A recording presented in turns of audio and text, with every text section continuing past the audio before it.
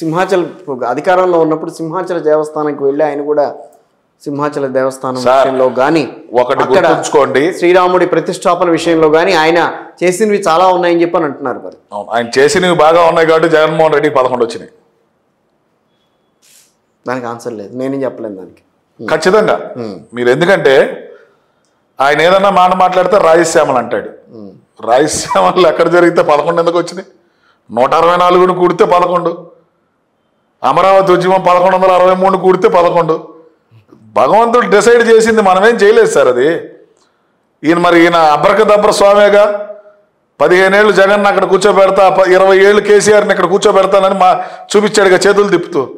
కూర్చోబెట్టలేకపోయాడే, కూర్చోబెట్టాడు. ఒకసారి ఆయన వల్ల ఏం కూర్చోలేదు సార్, ఆయన వల్ల ఏం కూర్చోలే. అది తప్పు. ఆయన బ్రాహ్మణులకు ఉపయోగపడింది ఏమీ లేదు. ఆయన డబ్బు ఇచ్చినోడికే ఉపయోగపడ్డాడు. వాడు ఎవడన్నా కానీ రేపు ఆయన మీద ఏదైనా డెఫినెట్ గా ఎంక్వైరీ పడాలి. వాళ్ళ ఆశ్రమానికి 5 సంవత్సరాల్లో ఏమేమైతే ఉన్నాయో అవన్నిటి బయట తీయాలి.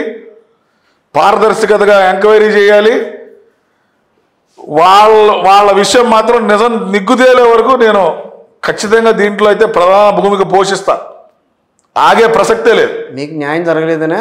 నాకు న్యాయం చేయడానికి వాళ్ళు ఎవరండి? నేను రాజకీయ నాయకుడిని. ఒక సన్యాసి దగ్గరికి వెళ్తే ఆయన నాకేం న్యాయం చేస్తాడండి? ఆయన చెప్తే నాకేం ఓటున్నారుగా. ఆయన పైరువీకారుడు అండి. పైరువీలు చేసుకోవాల్సిన వాళ్ళు వాళ్ళ దగ్గరికి వెళ్ళారు. నేను పొలిటీషియన్ని, జనాల్లో తిరిగేవాడిని. జనాలు ఆమోదిస్తే లోపలికి వెళ్తా, జనాలు వ్యతిరేకిస్తే బయటికి వెళ్తా. మిమ్మల్ని ఏదో కాదని అన్నారు కాబట్టి మీకు ఆయన మీద కోపం. నన్ను కాదనేది ఏంటండి? వాళ్ళు ఎప్పుడు కాదనలేదు. నేను ఎప్పుడు వాళ్ళ దగ్గరికి వెళ్ళి దేహి అని అడగలేదు. రైట్. వాళ్ళు ఫిక్స్ అయిపోతారు. జగన్మోహన్ రాజుకి చేస్తే ఎంత తీసుకోవాలి, డబ్బులు తీసుకోవాలంటే మళ్ళీ ఈడు అల్లరి చేసేస్తాడేమో. ఈ అల్లరి చేస్తే ఇది మనం అల్లరి అయిపోతామేమో. కాబట్టి జగన్మోహన్ రాజు అనేవాడిని తీసి పక్కన పడేసాం అనుకోండి, ఇబ్బంది లేదు. అలాంటి వాళ్ళు ఎవరైనా ఉన్నారా అలా ఆయన బాధితులు? చాలామంది ఉన్నారు. 3-4 ఉన్నారు. అంటే ఎవరు బయటపడకపోవచ్చు. పార్టీ కోసం పనిచేసి కష్టపడి అహర్నిశలు తన్నులు తిని కేసులు పెట్టించుకున్న వాళ్ళు ఎవరికి పదవులు రాల. అయాచితంగా 2 రోజుల ముందు 3 రోజుల ముందు చేరిన వాళ్ళందరికీ పెద్ద పెద్ద పదవులు వచ్చినాయి. ఎలా వచ్చినాయి? అంతా విష్ణుమాయ. ఏమన్నా అంటే అంతా స్వరూపానంద మాయ అన్నారు. ఆయన కూడబెట్టిందంతా నిజమేనా? ఖచ్చితంగా అండి. ఒక సన్యాసి పీఠానికి అంత అవసరం అండి? ఆయనకు అన్ని కార్లు అవసరం అండి? సెక్యూరిటీ అంత సెక్యూరిటీ అవసరం అండి? సెక్యూరిటీ తీసేయాలండి. సన్యాసికి సెక్యూరిటీ ఏంటండి? సన్యాసిని ఎవరేం చేస్తారండి? వాళ్ళ దగ్గర ఏముంటుంది? చర్య కాదు అది, కక్షపూర్తి చర్య ఏం కాదండి.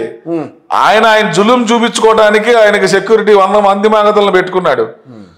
జనరల్ గా ఎప్పుడైతే ఎవరికైనా ప్రాణహాని ఉంటేనే సెక్యూరిటీ కల్పించాలి.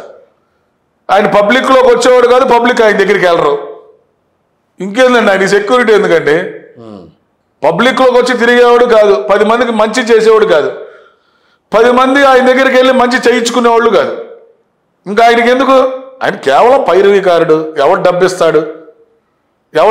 ఆయన రానడం, అక్కడ కూర్చోవడం, అక్కడ పైరవీ చేయడం, ఇవ్వాల్సిన వాళ్ళకి డబ్బులు ఇవ్వడం, పని చేసి పంపిస్తున్నాం అంతే. చాలా పర్సనల్గా తీసుకున్నారు. ఫైనల్గా అడుగుతున్నా, ఇదేం పర్సనల్గా ఏముంటుందండి? వాస్తవం ఎప్పుడైనా వాస్తవమే. అది నీకు కొద్దిగా మాట్లాడితే పర్సనల్ గా మాట్లాడినట్టు ఉంటుంది తప్పితే ఇది వాస్తవం కాకుండా పోదు. నాకేమో ఎవరితో భయం లేదండి. ఎవరు నేను పీకుతాడని నాకు భయం లేదు. నేను నిజంగా ఎవడైనా సరే కట్టి విడిచి మాట్లాడతా కాబట్టి ఎవరు వాడితో వద్దురా బాబు, అశుద్ధం మీద రాయేసినట్టే అంటారు. అమ్మో. ఎందుకంటే నేను ఎవరితో వెళ్ళాం, ఎవరిని కల్పించుకోను. ఎవడన్నా నా జోలికి వస్తే వదలను. రైట్.